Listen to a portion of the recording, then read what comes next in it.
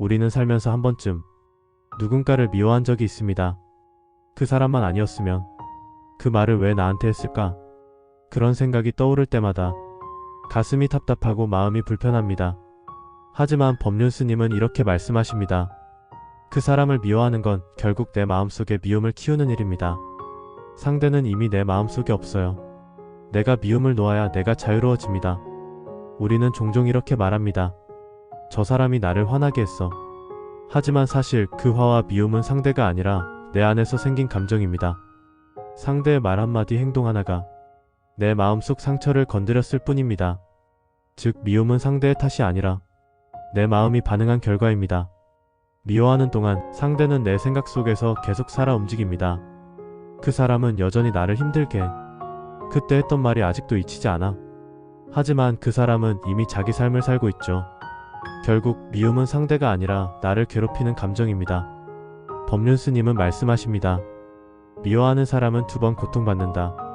한 번은 상처받을 때, 또 한 번은 그 상처를 붙잡을 때. 많은 이들이 말합니다. 내가 어떻게 저 사람을 용서해? 하지만 법륜 스님은 이렇게 정리하십니다. 용서란 상대를 위한 게 아니라 나를 위한 일이다. 미움을 놓는다는 건 상대를 용서한다는 의미가 아닙니다. 그저 내 마음이 그 감정에 끌려다니지 않겠다는 선언입니다.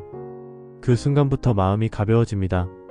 누군가를 미워하는 마음이 들 때 그 사람을 바꾸려 하지 말고 이렇게 말해보세요. 그럴 수도 있지.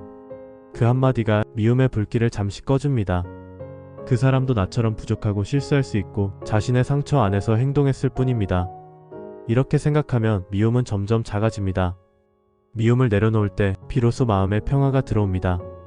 누구를 미워하지 않아야 진짜로 행복할 수 있습니다. 미움을 놓으면 그 자리에 사랑이 들어온다. 그 사랑은 누군가를 위한 것이 아니라 나 자신을 위한 것입니다. 미움은 갑자기 생기지 않습니다. 작은 실망이 쌓이고 기대가 무너질 때 그 틈으로 미움이 스며듭니다. 하지만 그 미움의 뿌리를 들여다보면 사실은 상처받은 내 마음이 있습니다. 그 상처가 아파서 우리는 미움을 꺼내드는 겁니다. 우리가 누군가를 미워할 때 그 사람은 이미 잊었을지 모릅니다.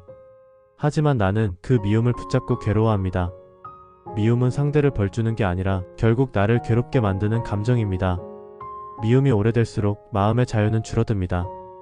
미워하지 말아야지라고 다짐한다고 미움이 사라지진 않습니다. 그저 내 마음속에서 미움이 일어나는 걸 그대로 알아차리는 것이 첫걸음입니다. 아, 내가 지금 미워하고 있구나. 그걸 알아차릴 때 미움은 조금씩 약해집니다. 많은 이들이 말합니다. 저 사람을 이해하려고 노력했어요. 하지만 이해는 억지로 되는 게 아닙니다. 상대를 바꾸려 하지 말고 그 사람은 그냥 그런 사람임을 인정하세요. 이해하려 애쓰는 대신 그 사람과 나 사이의 거리를 조절하세요. 미움이 올라올 때 그 감정에 반응하지 않는 연습을 해보세요. 말하지 말고 판단하지 말고 그냥 그 감정을 지켜보는 것입니다. 감정은 마치 파도처럼 그냥 일었다가 사라집니다.